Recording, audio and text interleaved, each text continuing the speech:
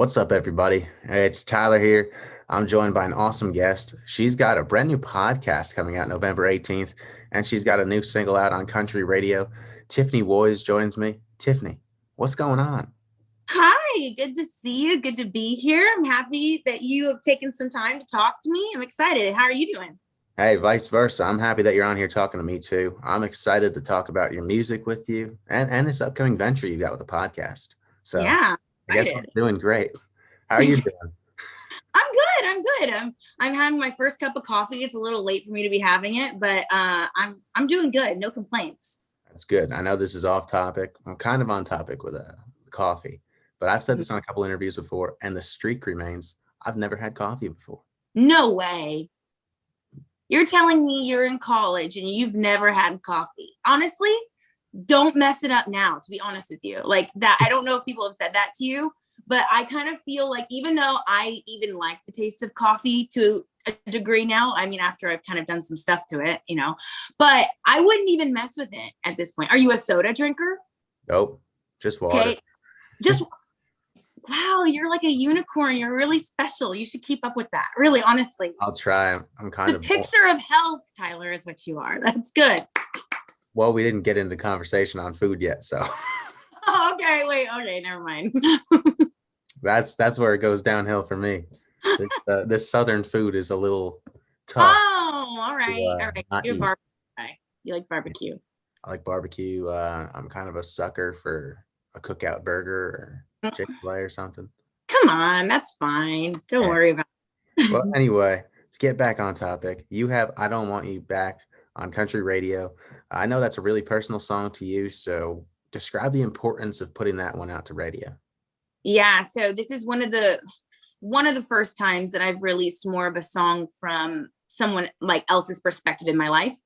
And this one is about my sister pretty much. That's why I released it. And my sister is basically kind of like the left arm to my right arm. We're 4 years apart, but she's my best friend. And when she hurts, I hurt.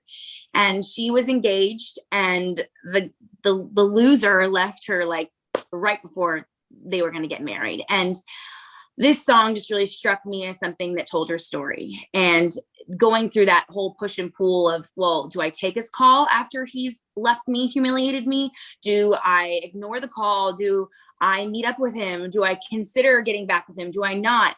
I mean, I just watched her go through so much torment, and it tormented me. And being I'm the little sister, but I'm really feisty, and I'm really, you don't want to mess with me when it comes to hurting people in my life. So I just wanted to wring his neck, you know what I mean? Okay, so and then I I was get it. able to Yeah. release a music video alongside it afterwards, and we told her story verbatim. And I don't even really know if she's seen the whole thing in its entirety. We got lookalikes in the music video. The actress that played my sister wore all of my sister's clothes. We did a Wow. lot of things that, I mean, if you when you watch the music video, it's very much that is what happened to my sister, and that is her story. And that part, I think, made it even all more real for her and all these things. And I really wanted to pay justice. And I also really wanted to kind of do something that was visual that would really get back at the guy. I'm sorry, I'm all about karma. And Well, I think it was pretty good. People who watch the video are like, what a mean guy. I'm like, I know, right? Don't date him. I don't know. I mean, I think this is just me. I'm sure you feel the same way. But when it comes to a song, there's no better revenge than putting the bad things about somebody real in a song and putting I that for the know. whole world to hear. And I think like lyric wise, it doesn't really go obviously into the detail of what happened, but that's what the music video was kind of for. Mhm. And this song personally, I didn't write. And one of my favorite writers of all time in this town, Sarah Hayes, is one of the co-writers on it. And that kind of leads into, I guess, when we'll talk about the podcast later and why it's important to me to put out a podcast about songwriters. But I'm just an artist that really loves to attach my stories to things that songwriters do, because this city is built on songwriters. That's what this whole city is about. And I do not turn away from a good song. For me, the best song wins. And I think that's how this community will keep going. And if we continue to not record songs that might necessarily not be our own, we're going to eventually push out the songwriters altogether. And that's something that I don't want to see happen in the city. Well, we're going to talk about your podcast in just a second because I really want to dive into that since it's coming out soon. But first, I need to know, you've got a very wide range of musical influences that Yeah. that you're fans of. So, for those that don't know, you are a big fan of Celine Dion, Leanne Rimes, Carrie Underwood, Michael Jackson. I mean, that's like all different genres combining together. Um, would you say that they influenced you musically? And if so, uh, in what way? Because I think that's really cool to talk about.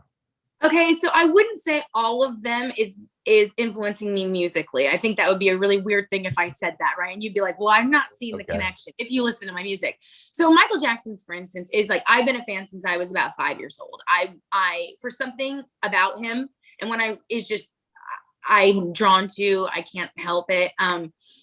Beyond the personal things, okay. I don't like to get into that conversation. Yeah. I'm very um, but when it comes to him, it was his work ethic.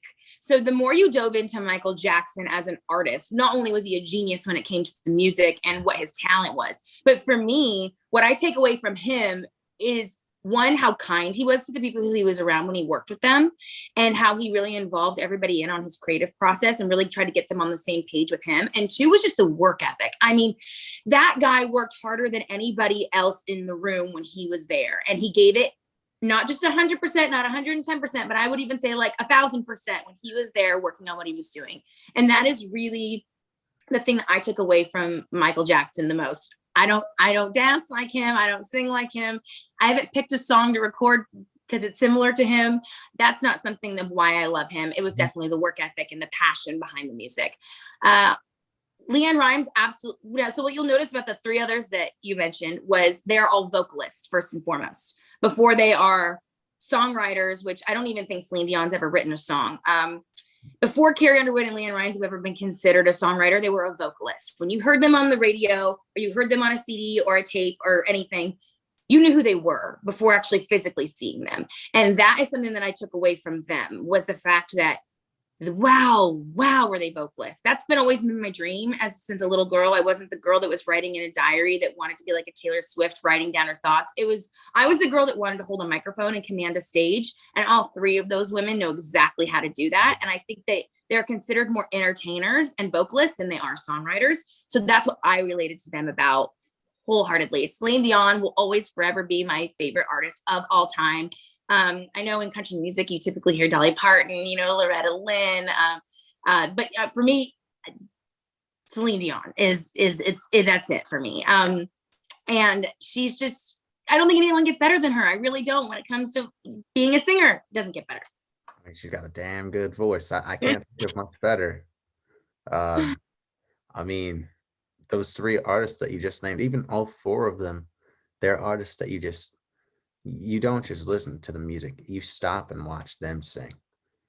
And that is something very much that I've loved, for the fact that I was raised in this business so far, like before moving to Nashville. So I've been here for 5 years. The 5 years prior to that, I was always touring, and it was like in dive bars, at festivals. I mean, wherever I could go. But a lot of the time I was at a bar for maybe like 20 people for 4 hours a night.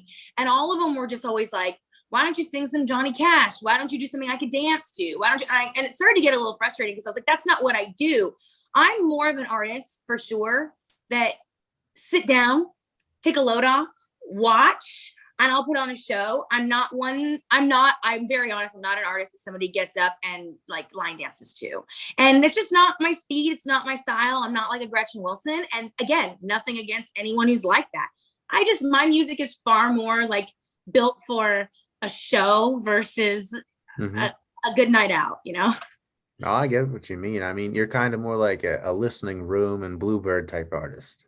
Absolutely. Yeah. I'm all for a captivated audience. And when I turn into just background music, it's not really my thing. Oh, I love to get into the music and just know all the words and stuff. And that's part of what your upcoming podcast is about. The What's Mine is Yours podcast. And well, I'll let you talk about it, but I know it's about songwriting and all this. It is. It's all about the songwriter. That was a really big thing for me when I started the journey. And I had this idea, oh goodness, 4 years ago. But the original idea had nothing to do with podcasts. It was like a YouTube series. And I thought, it would be so cool to sit down with the writers that I've recorded and cut their songs. And so that we could see where our stories overlapped, why you wrote it, why I picked it. Then I realized really quickly that that show wouldn't last very long because I only have so many songs out in the world and most of them are Sarah Hayes songs. So I'd be like, gosh, I can't have her 15 million times on the show. So then it just kind of branched off to, well, 2020 happened and podcast became all the rage. And I go, okay, well, this is cool. I'm like, that way I can do this in my sweats and a sweatshirt with somebody. And I don't have to be on camera all the time. And I'm like, I like that idea too. And then it turned into, let's interview really influential songwriters that maybe have had a ton of number ones, or maybe they haven't even had their first number one yet. And at first it was just going to be talking about the songs they've written and the stories behind the songs. And I was really happy with that. I didn't know we were going to branch off into something completely more than that as well. It is now not just about the songs they've written and the stories behind them and what made them do what they do, but now it's about the industry, something that a lot of people don't want to talk about. And I'm okay with talking about it. I'm not scared. I kind of feel like I'm past that idea where I feel like I have to fit in here. And I feel like I have to, I guess, play a game to be somewhere, you know, not that Nashville's all a game, but there's parts of it. It's entertainment, right? And I think it's so interesting. And I talk to people every day who aren't in this business and they are so intrigued with pulling behind the curtain. Like what really goes on? Hey, like, and songwriters want to talk about it because I don't know if you've noticed, Tyler, but people in Nashville, we love to like make an Instagram post about how we support the songwriter. We love to say, oh, we hate how the songwriter is being treated, but nobody's doing anything about it. It's like they post something on Instagram and then they call it a day. And I go, okay, say something, but then what else are you going to do about it? Like, I really feel like if without the songwriter, we don't have this music industry. We don't have Nashville. We don't have country music. It all starts with a song. And what I've also realized is songwriters don't get spoken to. No one asks them in their opinion. No one wants to get their take on the industry. Everyone just cares about talking to the artist that recorded their song, right? When I get it, it's the fame aspect of it. It's cool to talk to, you know, someone like Carrie Underwood or Faith Hill. But what about the people behind the songs that wrote those songs? Because that's the real person that you're really relating to at the end of the day. It's the person that put that thought to paper and made that come to life. So let's ask their opinion about not only the songs, but maybe how the song was cut, how it was recorded. Let's talk about the industry, how they feel like, where's it going? Do they like where it's going? How was it before all of, you know, social media and everything else? And I'm realizing that they don't just sit down and talk to you for 30 minutes.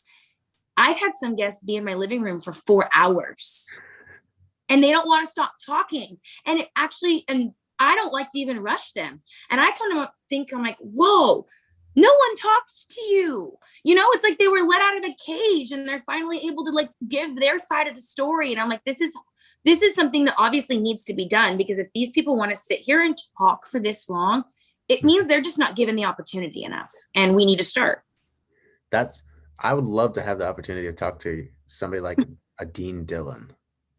I mean, there's just so many on my list that I have that are like reaching for the stars. And so far, we've already been able to get some, I mean, pretty big names, in my opinion, on the show, which I was shocked by. And my rule of thumb for every guest is, and I'm going to hold true to this, is you will never get a one sheet on what I'm going to ask you. And if that means you don't feel comfortable being on the show, then that's okay. You don't have to be on the show. I just really want genuine, real reactions and real and honest answers. Now, if you don't want to answer a question, you don't have to. That's the beauty of it. I'm not going to make you feel forced to do anything. But what I'm finding is the really tough questions are the ones they want to answer. And that's because they've never been asked, because maybe there are people in this business that don't want you to say those answers. Yeah, it's kind of like, I don't even want to say it myself, but it's kind of like that, you know, that George Strait, Alan Jackson duet. I mean, there's a lot. I'm not even going to say the name of the song, but everybody knows what I'm talking about. Before we go, 2 last questions. First off, do you have a top 3 dream guest list that you'd love to have on your podcast? I do. So if we're going to start, okay, where I think it could be most accomplished and feasible, I would really like to have Shane McAnally or Ashley Gorley, because they're kind of that generation now of turning into legends. And I've already got, you know, a few in their realm that have been on the show. So I'm really kind of aiming toward them Mhm. soon. But the dream up here is I would love to either have Vince Gill or even Dolly Parton. I think either one of those, because one, I never talk about artistry when I'm really on the show that often. It's really about the songwriting, and I'm really going to stick true to that. I don't want to be a show where I'm talking about them being an artist, because I think that show already exists. I'm pretty sure there's a few people that do that already in the podcast realm, and I'm trying to find something that's different. And this is strictly about songwriting. So if I had, say, I was blessed enough to have Dolly Parton or Vince Gill, we wouldn't talk about them as an artist. We'd be talking about them as a songwriter. That's cool. That is very cool. And wow, I'm just thinking of the two names you just said, and there. I also love when artists write their songs and they turn to number ones and stuff. Like, if you think about it, I don't know if this is accurate or not, but from what I've been able to just notice when I listen to the songs and look who wrote the songs, Mm-hmm. Alan Jackson has written like 20 number ones by himself. That's impressive, because it's not, I wouldn't say that's super common, especially maybe anymore. I mean, and even not even that means anymore. I mean, in the past, I think people were way more apt to be able to be pitched songs, and it wasn't so frowned upon as I feel like it is now, which I'm a little shocked by that, because I think that's how we keep this ball rolling. Because Mhm. if we push out the idea of being able to be pitched songs to great vocalists, like say Faith Hill, or or the up and coming next vocalist of our generation, we're pushing actually the songwriters who have no interest of being an artist, by the way, just completely out. And that is just horrifying to me, to think that we are going to be left with mediocrity versus greatness. Because let the people who write songs, who that's all they want to do that and do what they're good at. I mean, that's what I hate, that we're boxing them in now. We're like, okay, if you're not in the room with the artist, then you're not going to get a cut. Well, then how do they do what they do? Maybe they need to. That just blows my mind. Now then you have people like Alan Jackson, right, who are fabulous at both. But that's not everybody's story. And Mhm. it's more than likely a lot of not people's stories, and you don't even realize it, because most people don't Google who wrote the songs, right? At the end of the day, they ask themselves, did they make me feel something? That's their job. And that's what they're supposed to do. And at the end of the day, that's where the name What's Mine Is Yours even came from. Was it starts with a writer, moves on to the artist, and then it becomes everybody's. So what might have started out as mine is now yours. And if that's not our goal, to make you feel like, Tyler, that you've now related to a song and you feel like it's yours, then we didn't do our job. I agree with that. I mean, I'm somebody that loves songwriting and storytelling in country music, and that's why I love country music, is the storytelling behind the song. And you feel like you relate to it, and you feel like it's your song. I mean, think about how many songs you hear at weddings where people feel like that was their song, or a graduation song, or a breakup song, or a falling in love song. Like, people attach their lives to music. That is the point of music. And so to think that artists can't be pitched songs anymore and have it feel like it's theirs and then do a job. I always even compare it to like actors and actresses, right? Leonardo DiCaprio, he's never written one of his scripts, I don't think, but by gosh, he makes you think that he's that person in that movie. That's his I mean, job. it does, yeah. And no one frowns upon him because he didn't write the lines he delivered to you. So it's like, it's the same thing in music. And what makes you think that I didn't hear a song like I Don't Want You Back and attach my life to it in a very personal way, where I almost feel like it's mine, and then make sure that the audience then feels that way as well. But my job also is to make sure that the audience knows who some of the writers are as well. I want them to have just as much as recognition and success, if not more, than me, because I didn't write it. Well, yeah, I mean, another artist that would perfectly fit what you're describing. They didn't write many of their songs, but they sure knew how to capture the audience. It's actually just inducted into the Hall of Fame a couple days ago, Keith Whitley. Yeah, I mean, there's numerous names that we can name that are Yeah. just as incredible as that, right? But that Oh, is becoming a thing of the past. And that does scare me a little bit for the music industry in general. I think we are losing the artistry behind music and releasing really good music. I think we are focusing on the formula of what gets on the radio, and we're missing the magic. We're missing the songs that are going to stand the test of Yeah. time, not just Yeah. for so it can reach in the top 50 on Billboard. I mean forever. And we are slowly slipping, and it scares me. And I know I'm not one that sits there and releases a bunch of music that I write, but I'm very passionate about getting the quality back. So I'm really hoping that this podcast kind of shifts things in a really good direction, and maybe we say some things that make some people upset or piss some people off, but change isn't made by walking tightly on a tightrope and walking on eggshells. So I'm okay with ruffling a few feathers if it means making some change. Well, to everybody out there watching us, if you feel the same way as Tiffany and I do, well, let me just tell you one thing. We're going to bring it back. Woo! Bring back all the good stuff. And before we go, final question for you. Besides the podcast, what are you most excited for going into 2023? Well, I have new music coming, so I'm really excited about that.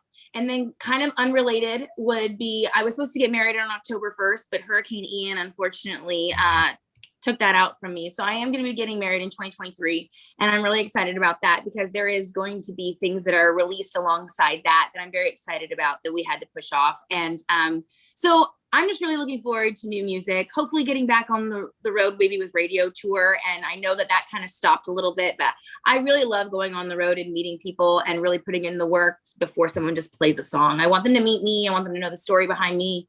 And I'm also really looking forward to the podcast. I think it's going to be really awesome. We're looking forward to eventually doing live shows of them, hopefully maybe at a really cool venue here where we can sell tickets and donate the proceeds to maybe Music on Call or something else, maybe of the songwriter's choice. I'm really going to leave it in the hands of the guest, of the songwriter, and hopefully to see where that goes.